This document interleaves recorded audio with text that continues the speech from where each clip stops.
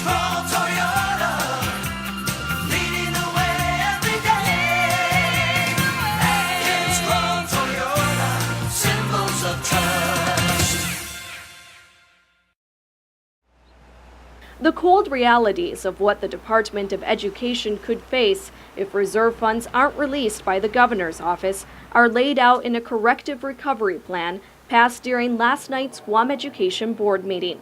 The resolution grants Superintendent John Fernandez the authority to implement all necessary cost-cutting measures if the 15% reserve is not released.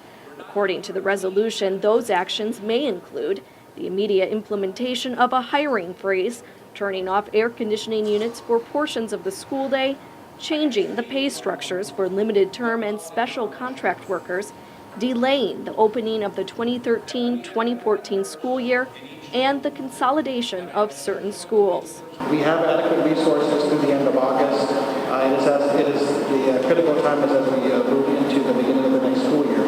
So what I'd like to do is raise it to your attention, ask for your approval of the resolution, and continue to monitor this. A detailed memo on DOE's financial situation was sent to board members last Friday.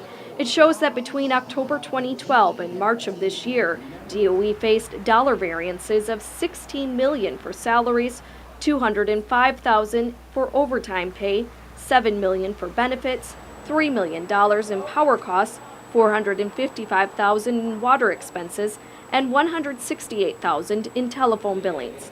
Board member Francis Santos pointed out that the department faced the same situation last year and said it's time the board puts pressure on the governor and the legislature to give the department adequate funding. But I think as we move forward, I would like the board to work collectively to talk to our senators and talk to, the folks at BBMR, more importantly, talk to the governor and say that, we cannot continue to operate a department in this fashion when you're looking at a $16 million variance in your salaries.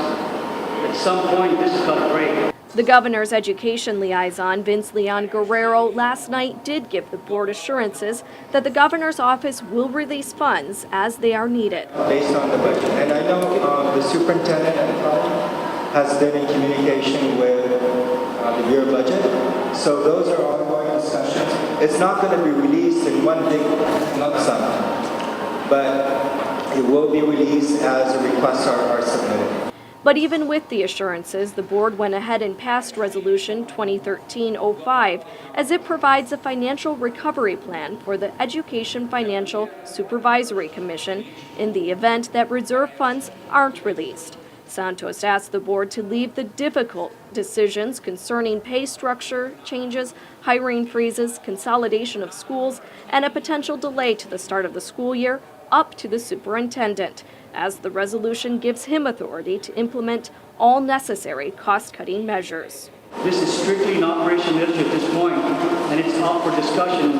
And my concern is that it's now here before us, so without the details, this is going to be a matter of discussion, but I recommend that we leave this specific issue right here on page 404 to the superintendent and his management team to handle. Superintendent Fernandez sent out a press release this morning reassuring the public that the delaying of the 2013-2014 school year would be a worst-case scenario that would only happen if the reserves are not released.